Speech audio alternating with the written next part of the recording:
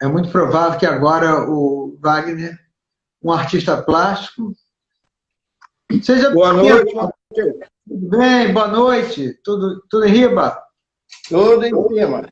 Eu, inicialmente, fiz uma breve apresentação do nosso grupo, né, de WhatsApp, que é um grupo filantrópico, um grupo voluntários, né, que tem o objetivo de unir os artistas e divulgar a arte.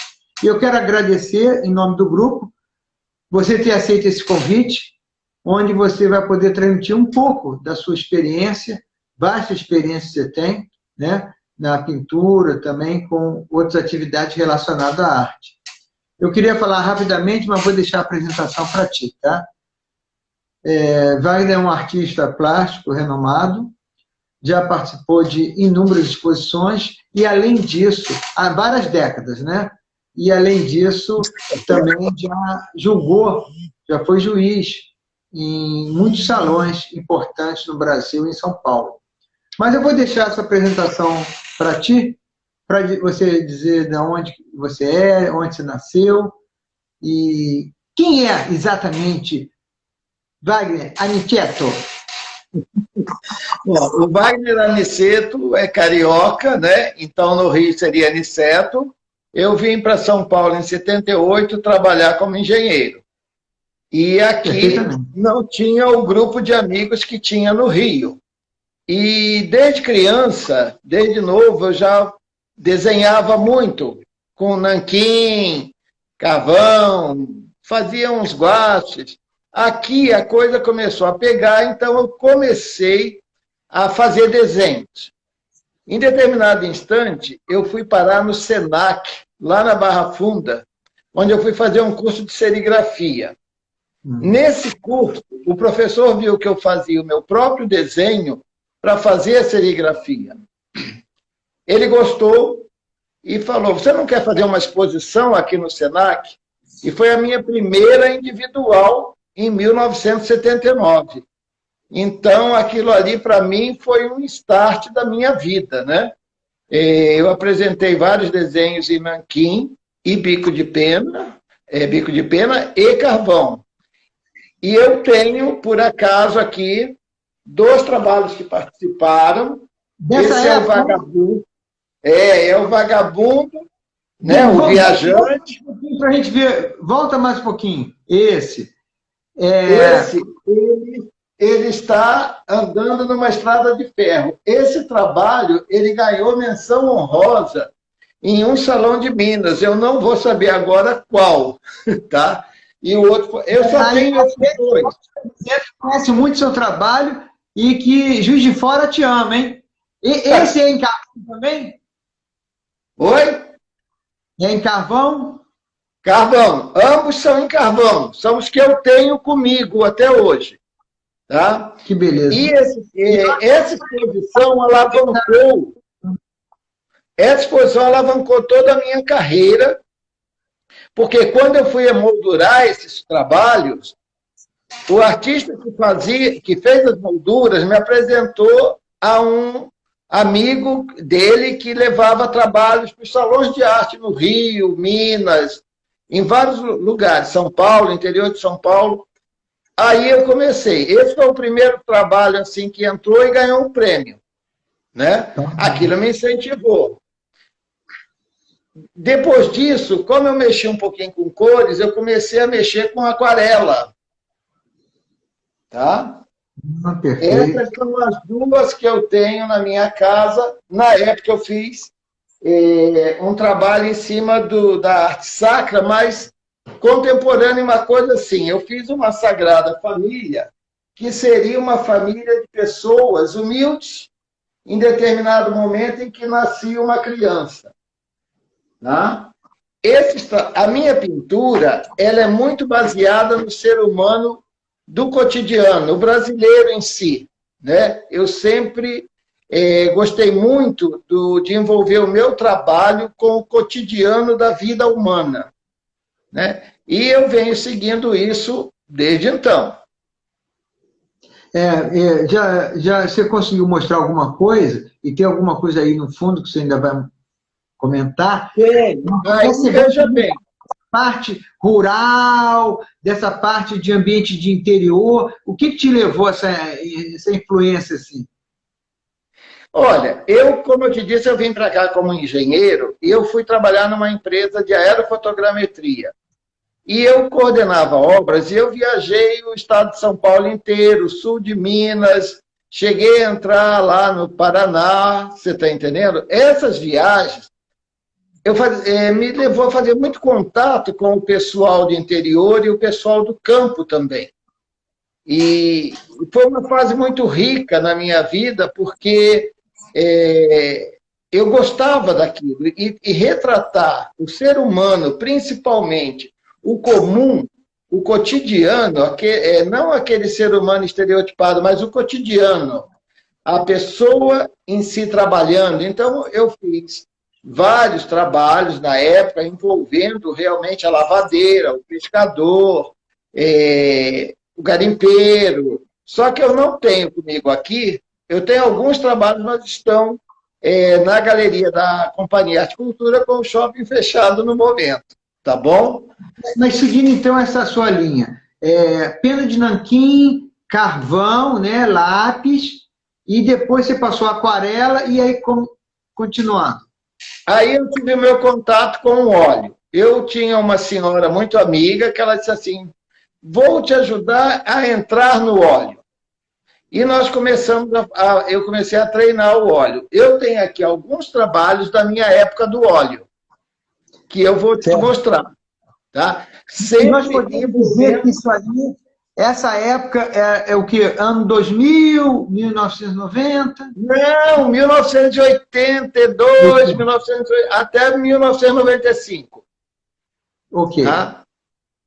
Perfeitamente. E sempre eu tenho o tema com o cotidiano. Isso aqui é um banho de rio de uma garotada. Eu não sei se dá para ver as crianças ali. Dá para ver, sim.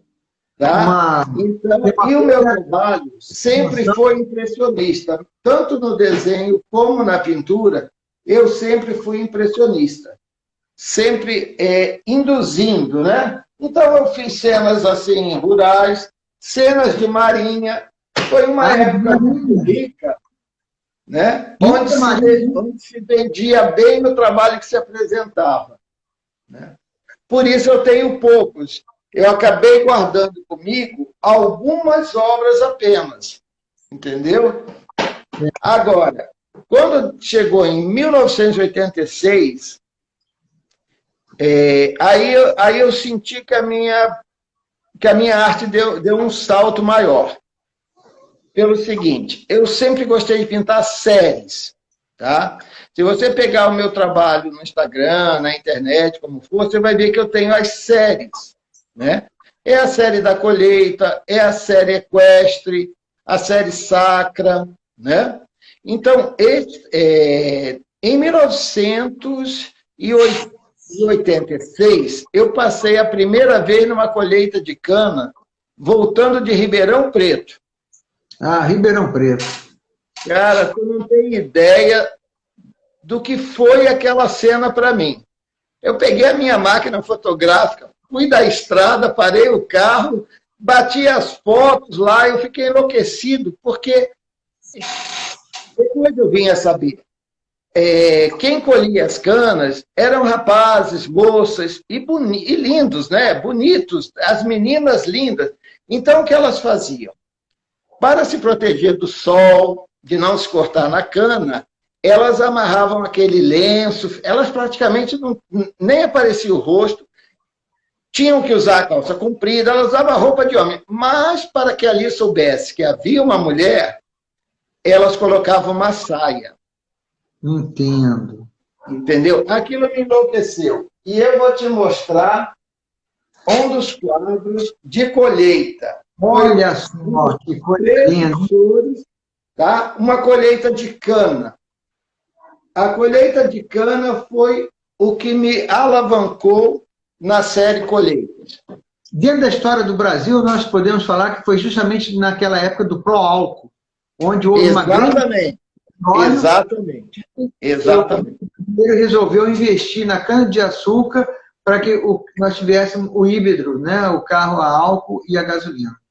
E olha, eu pintei somente colheita de cana-de-açúcar até quase 1990. Porque era assim, aconteceu. Foi um período que a colheita de cana aconteceu, entendeu? E muito gratificante, porque você pensa assim, poxa, não é o vender só o trabalho. Porque, lógico, todo artista que quer se profissionalizar, ele precisa vender o trabalho dele para investir nas outras obras que ele vai criar. Mas havia uma aceitação muito grande. Nesse meio tempo, eu também fui tendo contato com outras colheitas. Eu vi café no sul de Minas, eu vi laranja lá em Ribeirão Preto e café. Então, eu fui enriquecendo e fui ampliando esse campo das colheitas. Tá? Outra série. Aí, lógico, naquela época também eu viajei para as cidades históricas de Minas e muito, assim, pintei muito Casaril. Muito, muito. Minas é muito rico, né? E os anos 80 foi, assim, uma década muito rica para a arte brasileira. Muito rica.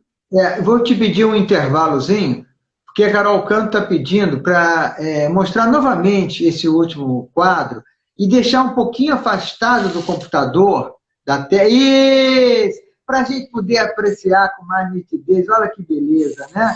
A Ivete Gomes também está participando bem e falando sempre de Juiz de Fora. Ela que é mineira de Juiz de Fora. Ó, uma beleza de quadro, hein? Então já está mostrado. Olha, Juiz de Fora... Nossa, um pouco embaçado. Muito lindo. O Juiz de Fora é uma cidade acolhedora. Eu tenho grandes amigos lá, pessoas muito queridas, e me receberam assim de braços abertos, tanto como expositor como curador. Ó, não pode falar Juiz de Fora para mim, que eu tenho uma irmã que nasceu em Juiz de Fora, meu pai nasceu em Juiz de Fora, né? Então eu tenho muita raiz em Juiz de Fora, né?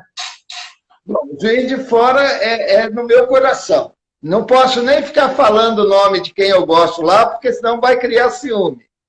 Mas eu tenho muito também Juiz eu de amo Fora. a cidade. E uma outra série que também vem dos anos 80 é a série Equestre. Naquela época, eu pintava os cavalos como esse aí que está atrás.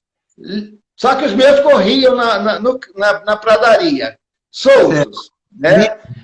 É lógico, eu era novo, né? Achava que tinha um vigor e aquele cavalo significava a minha liberdade.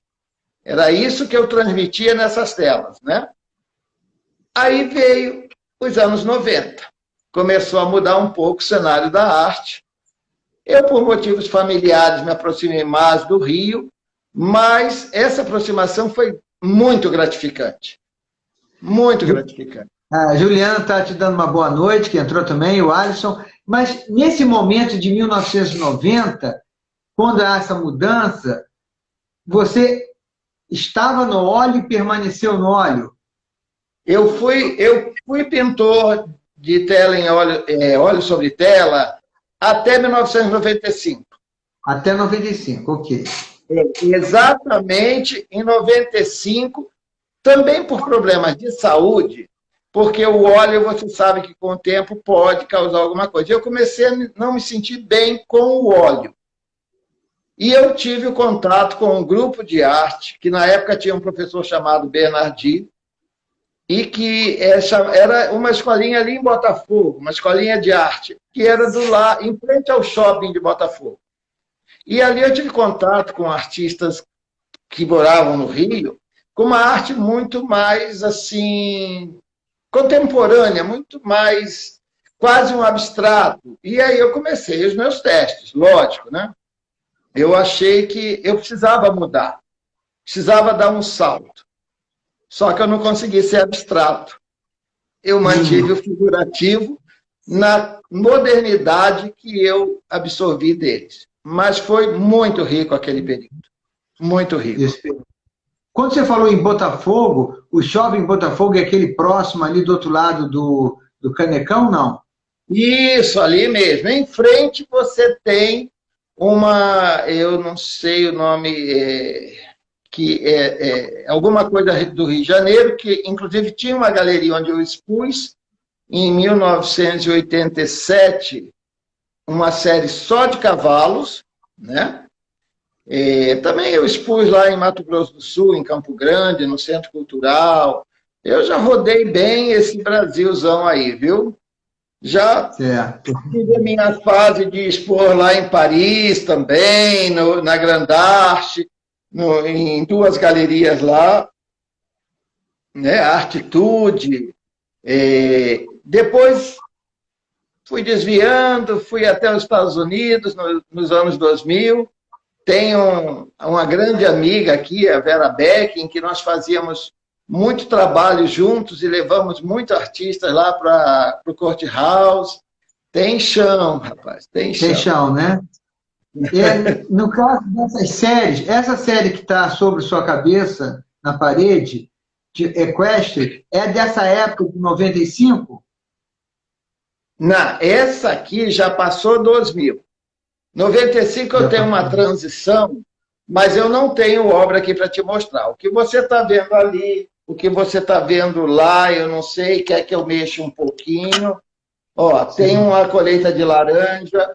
Atrás de mim você tem um campo de girassol, tá? Ali você vai ter uma colheita de trigo. Não sei se está vendo, tá? Você desculpa eu ter mexido a câmera, mas eu queria mostrar isso. Não, está ótimo. Nós estamos ficando deslumbrados com tantas telas belas e de valor, né? Porque tem uma história através dela, não é isso? Todo o meu trabalho, ele é um trabalho que ele tem um porquê, tá? Existe um porquê, né? Então, a colheita foi realmente esse frisson que eu te falei dos anos aí que eu passei nessa colheita, que não era em Ribeirão, eu estava voltando de lá, deve ser ali em Piracicaba, por aquela região, e a coisa me tocou mesmo. Depois eu visitei colheita de laranja, essas coisas, e fui ampliando esse leque, né? Eu sempre tive meu trabalho muito bem aceito, tá? Mas muitos dos meus compradores eram estrangeiros. Eram franceses, ingleses, alemães. Só para que a gente possa situar bem, quando você fala dessa comercialização das suas obras para estrangeiros, você estava no estrangeiro, no exterior, levando os quadros a ele, ou ele estava aqui no Brasil, no Rio, São Paulo, adquirindo suas obras? Eles estavam aqui e iam nas galerias onde eu expunha. Eu expus no Rio, em galeria no Rio, Curitiba, São Paulo e Florianópolis, né? Eu tinha, nos bons tempos, até uns 8, 10 anos, pelo menos uns 8, 10 anos atrás, eu tinha um mercado forte em Curitiba, ainda, né? Que foi acabando com o tempo, né? Ainda existe mercado lá, mas o galerista é assim, você tem que ter uma intimidade com ele e uma confiança, porque eles são pessoas que trabalham vendendo a arte, né? Então, eles gostam do quadro ou não gostam, mas eles assim, eu quero o quadro porque quem gosta não sou eu, quem gosta é quem vem aqui comprar. Isso eu aprendi rápido, né? E eu tive esse mercado muito forte em galeria de arte. Né? Importante ter essa percepção que foi transmitida pelo galerista. Exatamente, exatamente. Eu estou vendo que tem gente pedindo para eu mostrar mais quadros. Eu vou te mostrar um outro trabalho aqui. Perfeito. Esse São Francisco é da série Sacra. Eu fiz uma exposição agora em 2007, 2008, numa galeria chamada Val Santinho, tá? E esse, na verdade, foi em 2013 essa. e só tinha São Francisco. Fiz com uma escultora de cerâmica, a Clara Coelho, e nós fizemos só São Francisco. Tá? E realmente a coisa rolou muito, muito bem, foi muito bem aceita também. E você sempre vai guardando os quadros, né? Você sempre vai mantendo os quadros. Quando você falou da venda dos quadros, teve algum momento onde você conseguiu fluir melhor, escoar melhor a sua produção com as vendas e depois isso caiu? Qual foi esse período, o auge de vendas? Eu acho assim, dentro da minha vivência, o auge de vendas da pintura, pelo menos no Brasil, que eu lembro, foram os anos 80 até o iniciozinho dos anos 90. Aí depois, vendia-se bem, mas já não se vendia como antigamente a gente falava. Né? Na hora que entrou o Plano Real, começou a ter uma trava, né? Talvez porque não houvesse aquela inflação onde as pessoas investiam com o dinheiro da inflação, que era uma ilusão, né? Isso. Então... Aí já estamos falando início de 90, não é isso? 91, 92. Né? Eu não posso dizer assim, foi péssimo, não vendi, porque eu conseguia vender. Não tanto. É que eu não gosto de falar muito assim, mas veja bem, nos anos 80 eu fazia uma exposição com 30 quadros, levava mais 10, depois levava mais 10 e voltava às vezes com 2, 3. Que beleza, hein? Bons tempos, hein? Era um tempo que se comprava 5 quadros para pagar em 3 vezes. Hoje, compra-se um quadro para pagar em 3 vezes. Né? Mas um tempo. E com preço reduzido, né? Proporcionalmente, seja bem-vinda, a Pimenta, Vera Pimenta entrou. Vera Pimenta, grande amiga. Esse período onde se vendia mais, você tem alguma relação de espécie? O valor do quadro era, por unidade, mais alto ou mais baixo que agora, na nossa atualidade? Bom, é que nós tivemos um país com mudanças de moedas, né? Ele perguntou qual seria o valor, se fosse hoje, desses quadros que foram vendidos lá atrás, no passado. Pois é. Hoje, um quadro desse estaria por volta de 2.000, 2.500. 40, 50 esses quadros. São pequenos. Certo. Eles não são quadros grandes. Um quadro meu de 1 metro por 1 metro, ele está na faixa de 5.400 comigo. Né? Mas o preço dele naquela época era o equivalente a hoje ou era... Era o equivalente a isso. Era o equivalente a isso. Perfeito. Tá? Como eu te disse, o que nós... Podia vender mais quantidades, né? Exatamente. É que nós tivemos tanta variação de moeda que não dá para mensurar muito. Né? É difícil você comparar. A sensação que eu tenho é que o preço não aumentou, ele se reajustou nas moedas. Né? Entendo. Mas o povo tinha mais interesse em adquirir arte. Havia uma cultura da parede com arte. Né? Em determinado instante, eu lembro muito bem que eu fazia curadoria lá no Rio, organizava exposições, em que me desculpem os arquitetos, não estou falando deles, mas que em algum instante houve uma moda da parede vazia. Você deve ter pegado isso. Sim. A parede vazia. Aí isso daí atrapalhou muito o trabalho de arte. E foi numa época onde a pintura da parede, antes o apartamento era uniforme, mas aí deixava uma pintura, um azul, deixava uma pintura numa parede azul, uma parede de outra cor da casa, só para ficar a parede aberta assim. Muito comum nos apartamentos que surgiram ali na Barra da Tijuca, no Rio de Janeiro. Acredito também que apartamentos dos Jardins tiveram essa tendência. Eu acredito que sim, porque eu até questionei muito isso na época, porque eu tinha artistas como eu te disse, eu faço curadoria, organizei muita exposição, que queria saber se ia vender, mas eu chegava na casa dela e nem os quadros dela estavam na parede. Interessante. Aí eu perguntava, cadê seus quadros na parede? Ah, a arquiteta disse que não está usando. Eu falei, mas como é que você pode querer vender se você não valoriza o seu trabalho expondo? Né? Foi por isso que eu até investi um pouco nessa questão de curadoria, para tentar fazer as pessoas entenderem o que era o trabalho de um curador, que é diferente do trabalho de um marchand, de um galerista. Perfeitamente. Né? Aí, no caso, você está fomentando a arte, né? Exatamente.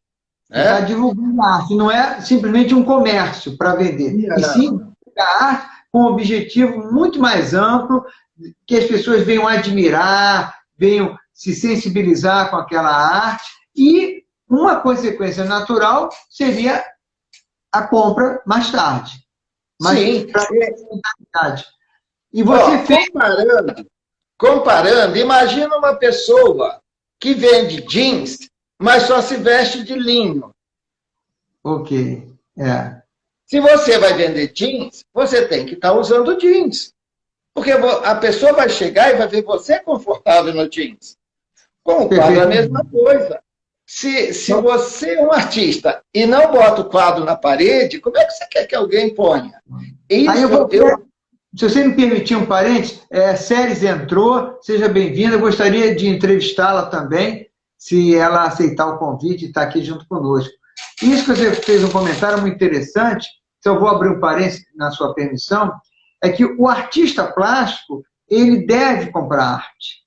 Porque se o artista plástico não compra arte, como ele vai querer que compre a arte dele, né?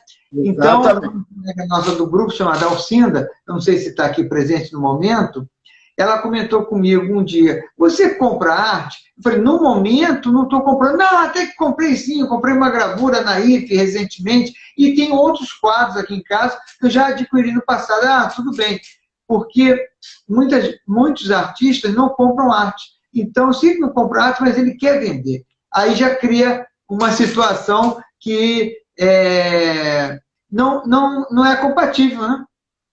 Então, complicado, né? Como é que você vai vender se você não compra ou você não incentiva a compra? Por isso eu sempre procurei trabalhar com galeria, porque o galerista, ele leva o teu trabalho a alguém. Ele está fazendo uma propaganda. Também orientei muito aos artistas que o galerista ele tem um espaço onde ele paga aluguel, onde ele paga luz, ele tem encargos.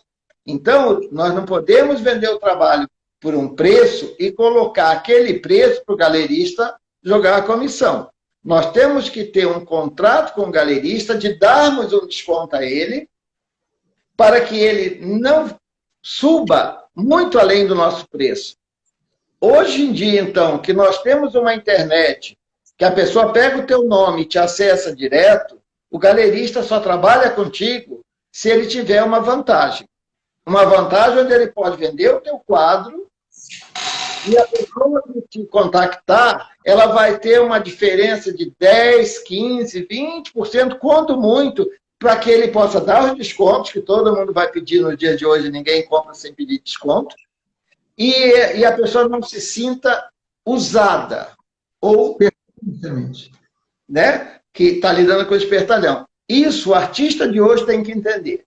Se ele vende o quadro dele por 5 mil, ao botar na galeria, ele tem que acertar um bom desconto para o galerista. Por quê? O galerista está fazendo propaganda dele. No momento que o galerista põe o meu quadro na sua parede para vender, ele está me colocando num mercado que eu não alcanço. Você concorda? Perfeito. Porque o seu cavalo lindo está na sua casa, mas se ficar na sua casa, não vai ser vendido. Mas se alguém comprar o seu cavalo e colocar, né, numa galeria, numa parede, galeria, numa vitrine, ele está fazendo uma propaganda sua. Certo, está perfeito. E o mercado tem que ser justo. O que você está comentando é muito importante, de um amadurecimento comercial do artista. Porque muitas vezes o artista não entra nessa área. E essa é a área importante para ele comercializar. O perfeito entendimento desses valores, da troca e da importância. A galeria precisa sobreviver e ele também precisa vender. E a galeria precisa ganhar, né? Uma coisa interessante, teve um artista que fez essa declaração numa entrevista que está no YouTube, né? Ele declarou o seguinte, ele falando, eu não vendo por menos do que a galeria onde eu ponho meu quadro vende. Por que ele diz isso? Para não prejudicar o galerista. Senão ele fala assim, você parceiro, exemplo que você deu aí de R$2.000, como é que você parceiro, se ele vende por 2.000, se comprar na minha mão é 1.500? Ele quebra o galerista, né? Então, eu respeito e sou parceiro do galerista. Não vendo menos do galerista. Eu vi uma postura bastante elegante, uma postura digna e também comercial. Porque se não maneira não tiver esse entendimento, ninguém vai ganhar, né? Exatamente. É que nem o pessoal fala de leilão. Eu sei que aparece muito quadro meu em leilão, em Mercado Livre, porque, como eu te disse, muitos compradores eram estrangeiros, diretores de empresa ou funcionários de alto cargo, e você sabe que eles ficam um tempo aqui e depois eles vão embora. Eu cheguei a ter cliente com 20 quadros meus. Tá? Inclusive, eu tive quadro reproduzido de cartão de Natal da Colgate-Palmolive, de várias outras empresas. Folhinhas da gráfica Piccoli, para tecelagem Thaís. Mas esses estrangeiros, quando vão embora, eles têm 20 quadros. Tinha, né? Na época que era mais rica a venda. Eles escolhiam aquilo que mais agradava, porque às vezes não podia levar tudo. Entendi. E deixavam os outros quadros para que alguém comprasse. Então, esses quadros acabavam em leilão, até por um preço, às vezes, diferenciado. Mas eram quadros que tinham sido negociados por fora, não da minha mão, entendeu? Mas eu respeito muito o trabalho do leiloeiro, porque é outro que bate o seu nome muitas vezes. Pelo menos nos tempos áureos batia, né? Quando gritava, Wagner Aniceto, Wagner Aniceto, Wagner Aniceto, aquilo ficava soando, né? Eu cheguei uma vez no leilão, de surpresa, e eu sempre fui meio tímido, assim, né?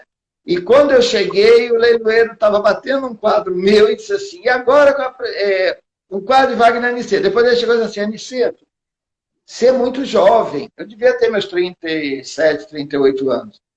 A gente te vende como se tivesse 60.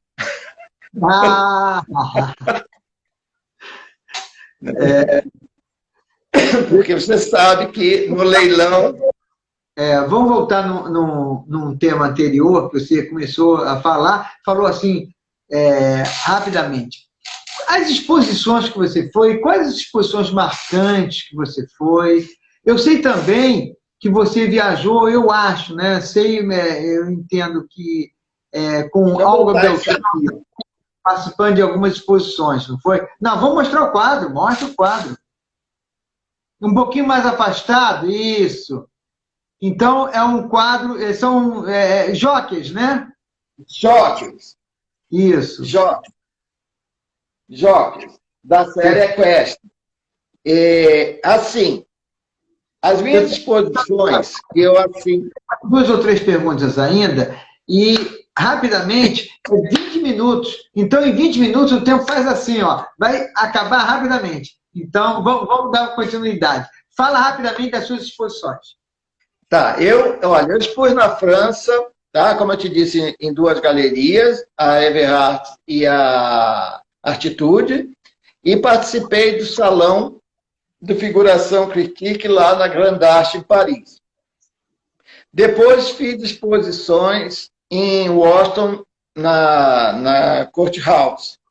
Agora, a época áurea mesmo, para mim, veio a partir de 2005, quando eu fiz uma exposição de colheitas numa galeria chamada Espaço Surreal, onde eu conheci uma grande, eu diria assim, uma grande mulher que incentivava a arte, chamada Lívia Butti, que hoje mora na Itália. Definitivamente foi para lá, a idade chamou e lá ela tem muito mais recursos, né? Esta mulher deu uma alavancada na minha carreira muito grande, porque nós permutamos o seguinte: eu fiquei cuidando da galeria dela durante 2 anos por problemas de saúde dela, aqui em São Paulo. Eu fui o marchand da galeria, o curador, e ela me levou para a Bienal de Roma e Firenze. Que beleza. Aí a coisa pegou. E eu participei das Bienais de Roma e Firenze, depois também participei 3 vezes, 4 vezes em Roma e 2 vezes em Firenze, que ela me levou. Fora as feiras de arte, lá de Pádua, essas coisas, são as grandes exposições que eu fiz na Europa, que eu participei, e aonde até tive quadros adquiridos, né? Então, ela realmente foi uma incentivadora. Um relato riquíssimo para nós. Eu já estou até agradecendo essa sua entrevista, né? Porque são informações importantes que o nosso grupo do WhatsApp, nossos artistas, carecem, precisam desse tipo de informação, desse tipo de feedback, a sua experiência nesse período longo, né? Aí eu aproveito essa oportunidade para lhe perguntar o seguinte: nessa sua carreira em exposição, como curador, pintando, qual seria assim, um fato marcante que você poderia dividir conosco, que marcou a sua vida como artista, ou marcou a sua vida? Assim, eu tenho vários momentos que foram interessantes. Assim, muito rico também, que nós não comentamos aqui, é ser jurado de salão. Eu aprendi muito. Eu comentei, hein? Muito, aprendi muito sendo jurado em salão. Aprendi a ler a obra de arte, a ler o artista, até fiz alguns trabalhos explicando aos artistas o que era fazer um trabalho para um salão de arte, o que era fazer um trabalho para venda. E muito rapidamente, deixa eu só te falar assim, para venda, eu dizia assim: você pinta o quadro, você olha para ele e você se pergunta: eu poria esse quadro na minha parede se não fosse meu? Se você for honesto e responder isso, você sabe se aquele quadro vende ou não. O difícil não é a questão da honestidade, eu acho até uma questão da vaidade. Porque aquilo que nós fazemos, que é o máximo, que é o melhor de todos. E o nosso se você é honesto, a vaidade não te pega. Olha só, vou escrever: se você for honesto, a vaidade não te pega. A vaidade não te pega. Porque ser humilde não quer dizer que você seja capaz. Entendeu? Ser humilde quer dizer que você é correto e compreende os seus limites. O seu limite, assim, ele acaba quando começa o do outro. Você tem que entender. E aí eu explicava assim: para um salão de arte, o que é necessário? Eu digo assim: olha, vocês têm que fazer um trabalho que tenha impacto, que tenha uma leitura, que converse com o jurado, né? Que tecnicamente esteja bom, mas emocionalmente transmita algo. Por quê? Muitas vezes o quadro tem uma técnica maravilhosa, mas ele é frio ali.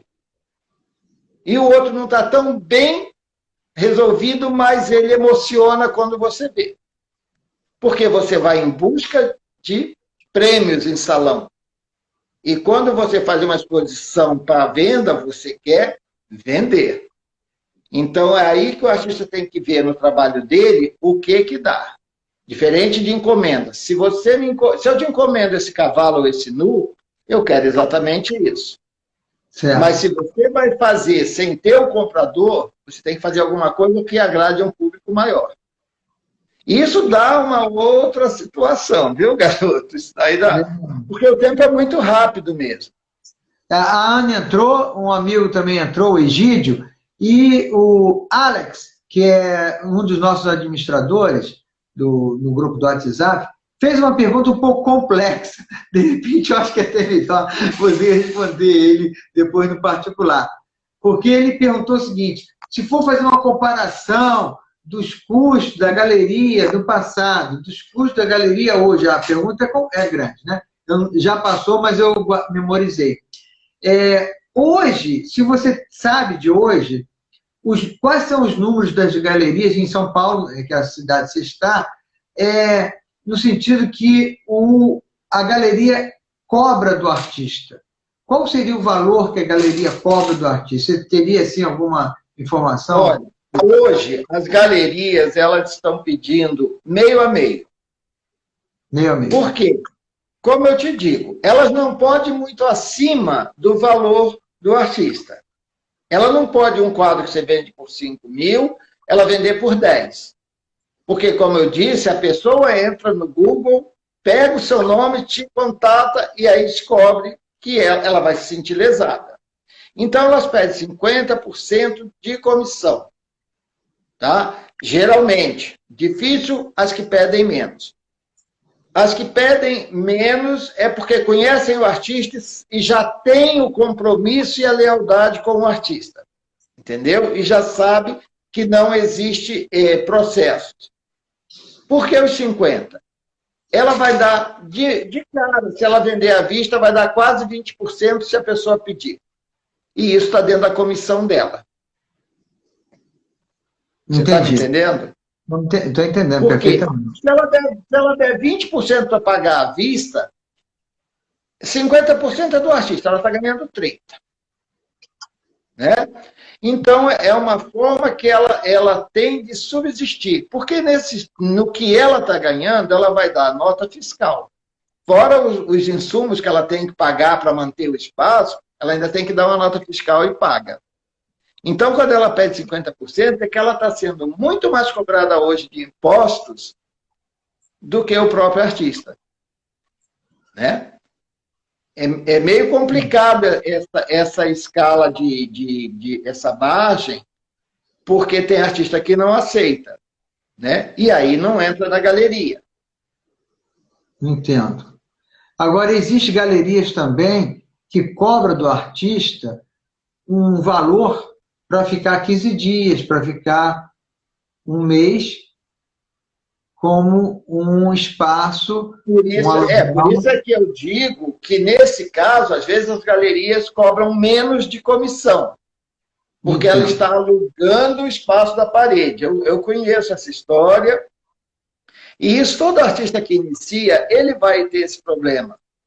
Porque nós tivemos, você que sabe disso, nós tivemos problema para entrar em galeria. Certo. Né? A aceitação no início, ela não vem assim de mão aberta. Você tem, é aquilo que eu falei, você ganha a confiança do galerista e ele ganha a sua confiança. A Gisete entrou agora também. Então, tem que haver inicialmente, essa palavra que você disse, a confiança. Porque vamos dar uma expressão bastante popular, né? Se um dos dois tiver o olho grande, aí o negócio não vai sair. Ou o galerista não vai incentivar aquela venda, ou você vai querer uma coisa exagerada e o galerista também não vai conseguir vender e você vai sair prejudicado, não é isso? Exatamente. O Monteiro, é assim, você vê. E à medida que você vai pegando, né? Hoje, eu trabalho muito com a Companhia Arte Cultura que você conhece, né? Que é feito o Parque de Assis e promove... Ele é um incentivador. Ele é um incentivador do artista.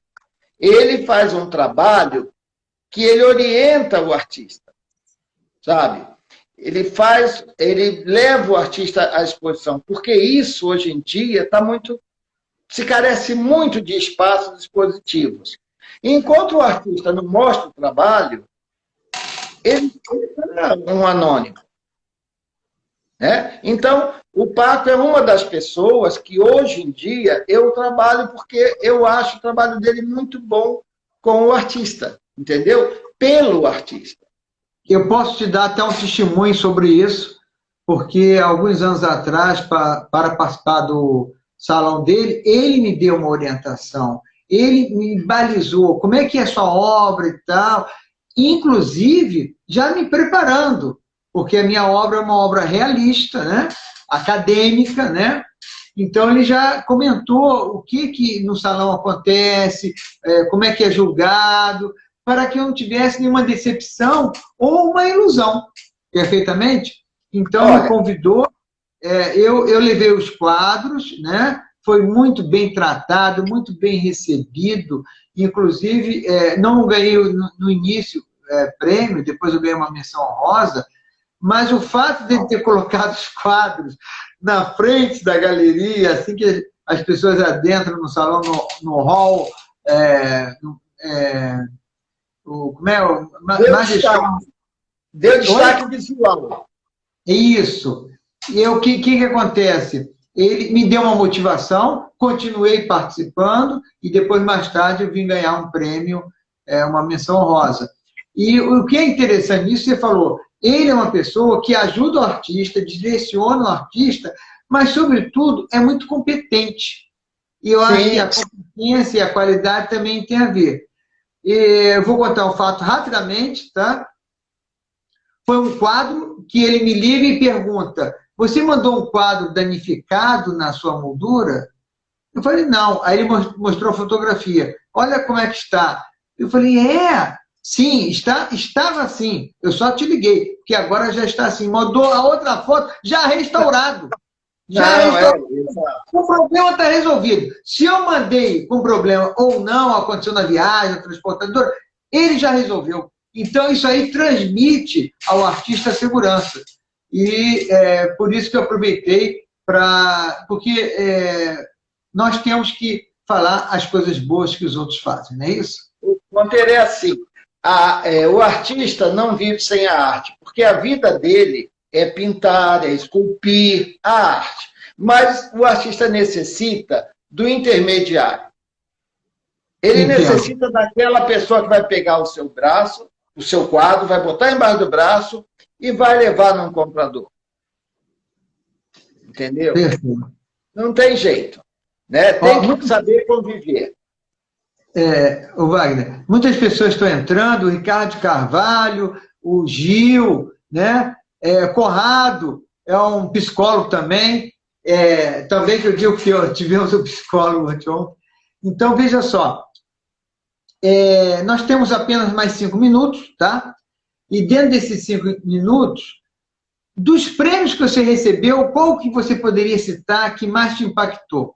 Não quer dizer que seja o mais importante, né? Mas aquilo que deu uma grande satisfação a você. Olha, assim, eu ganhei muito troféu nos anos 80, medalha de ouro, de bronze. Depois eu virei jurado, eu não participava mais, porque como jurado não dava para ficar indo competir, porque às vezes você podia ganhar o prêmio pelo que você era e não pela obra. Mas o prêmio, assim, que me deu... Eu participei de muitos salões que você foi jurado e eu não ganhei prêmio nenhum. E eu não sabia que era você. Não, agora o prêmio que me emocionou muito foi o 4º lugar de pintura na Bienal de Firenze, em 2011. Bienal de Firenze. Nesse dia, eu vi a Lívia Butti, que tinha sido operada com 2 próteses no quadril, levantar da cadeira e pular. Uma senhorinha de 70 e alguma coisa, levantar e gritar e pular, aquela emoção, aquilo realmente foi vibração.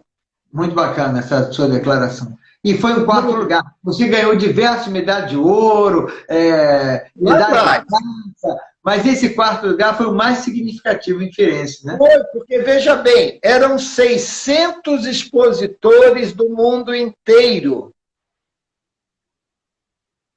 E era um Don Quixote nessa técnica. Está vendo esse cavalo atrás de mim? Nessa técnica. Era um Don Quixote que... Nossa, a coisa explodiu, você não tem ideia. Aquilo, para mim, eu disse assim, gente, depois de tantos anos, eu achei que eu não ia sentir tanta emoção. E estava ali. Que alegria, né? Veja só, nós vamos terminar 5 minutos antes, porque o Instagram está nos tirando no cronômetro. Porque quando a gente deixa para terminar exatamente, não conseguimos concluir e depois tem um problema de salvar também essa entrevista, né, essa live. Então, eu gostaria eu gostaria que você citasse alguém ou alguma forma ou algum acontecimento que é um agradecimento seu. O que você agradeceria à arte, essa sua trajetória? A quem ou ao quê? Como é que você seria? Eu acho que eu só posso agradecer a Deus, cara, porque isso nasceu comigo, sabe? Desde pequeno desenhando, praticando, e o que eu sou hoje eu agradeço realmente a Ele, porque uma vez me disseram assim, viver de arte nesse país tem que ter coragem. Então eu me sinto uma pessoa corajosa, porque eu vivo do que eu gosto, entendeu? E isso me faz muito bem. E eu espero que todos os artistas também se sintam muito bem vivendo da arte. Ah, que boa mensagem, justamente hoje, que é o dia do artista plástico. Que assim que a nossa live, eu saudei a todos, parabenizando a todos. Ricardo Carvalho, ele faz uma anotação que admira nós dois, né? E ele consegue fazer a gravação, né? Este entrou agora. Eu queria agradecer também a todos, agradecer a todos que já passaram por aqui, aqueles que vão passar, e o nosso grupo se sente honrado com a sua presença. Essa sua entrevista... Eu agradeço aí a honra de poder participar. Para nós, foi muito gratificante, foi uma entrevista que teve muito material, muito conteúdo, e, se for possível, mais tarde, a gente combinar alguma outra forma de nós termos esse contato, dessa sua orientação, para que você detalhasse mais o que é pintar um quadro para salão, o que é pintar um quadro para você, né? Se você quer para o salão, quais as medidas que a gente deve traçar, ok? Então, muito obrigado. Estou à disposição aí de você, do grupo, agradeço pela entrevista e até uma próxima oportunidade. Perfeitamente. Então, um abraço para todos, que tudo dê certo para todos nós, ok? Até segunda-feira, entrevistando o Diogo. Perfeitamente? Um abraço e obrigado pela presença de todos. Estou encerrando agora, nesse momento.